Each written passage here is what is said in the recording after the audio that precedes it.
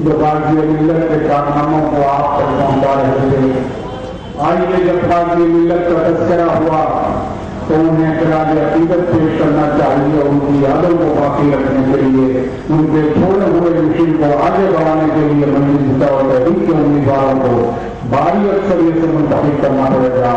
یہ خطاب میں حافظ عبدالستار کی نظر کرتے ہوئے کہنا دوں گا، عنوان زندگی ہے تیرا نام اے امان، عنوان زندگی ہے تیرا نام اے امان، درس حیات ہے تیرا پیغام اے امان، بدلا ہے ذہنیت کا کام، کتنا عظیم ہے تیرا اقدام اے امان۔ میں گزارش کروں گا محترم حافظ عبدالستار صاحب سے کہ وہ وقت کو مدعو کا خاطر رکھتے ہوئے آپ سے مخاطب ہیں۔ درس تشریف فرما صدر محترم جناب ڈاکٹر خان صاحب، معزز نوجوان ساتھیوں، بزرگوں اور میری نشین ماں بہنوں، السلام علیکم ورحمۃ اللہ وبرکاتہ۔ کچھ الفاظ میں زبان سے تو نہیں کہنا چاہتا، لیکن آج ایسا وقت آ گیا کہ ہم کو حق اور باطل کی فرق نہیں، حق اور باطل کا فرق نہیں، باطل کو حق میں ٹٹول کر ملا کر بتایا جاتا ہے تاکہ ہم اس کو حق سمجھتے ہیں، کیونکہ انتخابات کے درمیان میں ایک جماعت آپ کے ماضی سے گزرتے ہوئے آپ کے درمیان میں رہی، وہ ہے مجلس اتحاد المسلمین۔ وہ جماعت قرآن کے آیاتوں کے اور آپ کے ووٹوں کو، قرآن کو رکھ کر لوگوں کو پیسے دے کر ووٹ لینا جانتی ہے، کیونکہ قرآن حق ہے، لیکن قرآن کو غلط طریقے سے استعمال کیا جا رہا ہے۔ اسی طرح میں آپ کو ان چند باتوں کو کہتے ہوئے چلتا ہوں، کیونکہ حافظ بابا نگر میں ماضی کے الیکشن میں کچھ ایسے حالات گزرے جس میں چند دنوں سے میں بستی اور گھر گھر جب جاتا ہوں تو لوگوں کے الفاظ یہ ہے کہ اکبرالدین اویسی کے جتنے بھی کارنامے ہیں اور جو لوگ ان کے کارکنوں کی شکل میں جیسے الیکشن میں آئے تھے، وہ لوگ یہ سمجھنے لگے کہ کیا آپ مجھ کو پیسے دینے آئے، میں 20 ووٹ ڈلا سکتی ہوں، میں 50 ووٹ ڈلا سکتی ہوں۔ میں نے کہا نہیں، امان اللہ خان صاحب، غازی ملت الحاج امان اللہ خان صاحب کی پارٹی ہے مسلم بچاؤ تحریک، جس کے تحت میں آپ لوگوں کو حقائق کی بات کرنا چاہتا ہوں، کیونکہ آپ لوگوں کے حقوق کی حد تلفی ہوئی ہے۔ اس لیے جو ٹیپن یوجنا کے تحت سلنڈر ملے، گیس کے چولہے ملے، جو ریلوے کے کارپوریٹروں نے اس کو بیچ رکھا گیا، اور لوکل کے لیڈروں نے یہ کیا کہ کوئی شخص، غریب شخص اگر لائٹ کا کنیکشن یا نل کا کنیکشن لیتا ہے تو اس سے معاوضہ طلب کرتے ہیں۔ میں نے تمام حقائق بتائے اور میں نے یہ کہا کہ یہ پورا جتنا مافیا چل رہا ہے وہ ختم کریں گے، تو وہ کہنے لگے نہیں، ہم سے غلطی ہو گئی، ہم نے جیسے الیکشن میں ہم کو قرآن رکھ کر، قرآن ہمارے ہاتھ میں رکھ کر 500 روپے دیا گیا تاکہ تم ہمارے کو ووٹ ڈالنا، اللہ کا واسطہ تم مجلس اتحاد المسلمین کو ووٹ ڈالو کہہ کر 500 روپے دیا گیا۔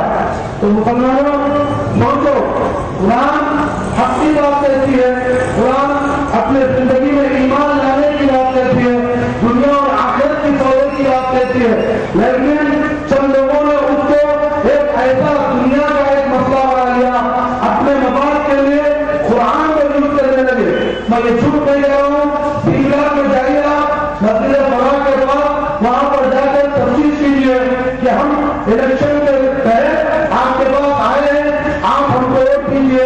وہ یہی کہنے لگیں گے کہ کیا آپ 500 روپے دیجیے، 500 لوگوں کو ڈال کر میں ووٹ ڈال سکتی ہوں، آپ کو 10,000 روپے دیجیے۔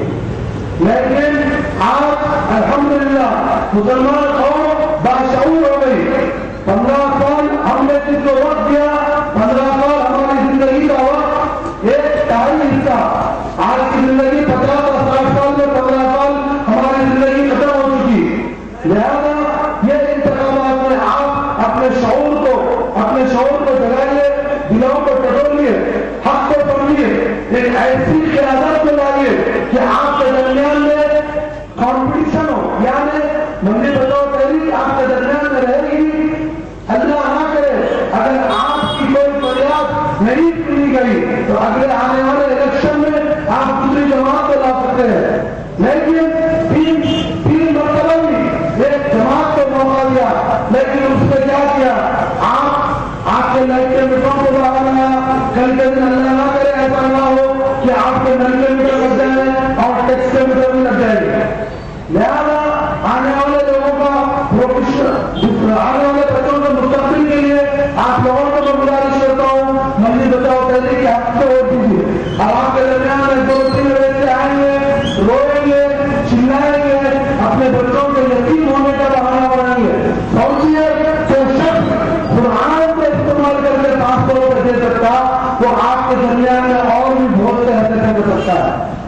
مراحل مت چلائیے، اس کو سننے کی اور اس کا عمل کرنے کی کوشش مت کیجیے گا.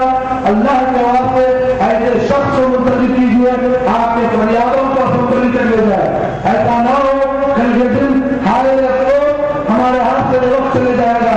آنے والے 5 سال پھر وہی مولانا نصیر الدین کے بچوں کا حال ہوگا، وہی خطیب صاحب کا حال ہوگا، وہی مکہ مسجد کا حال ہوگا.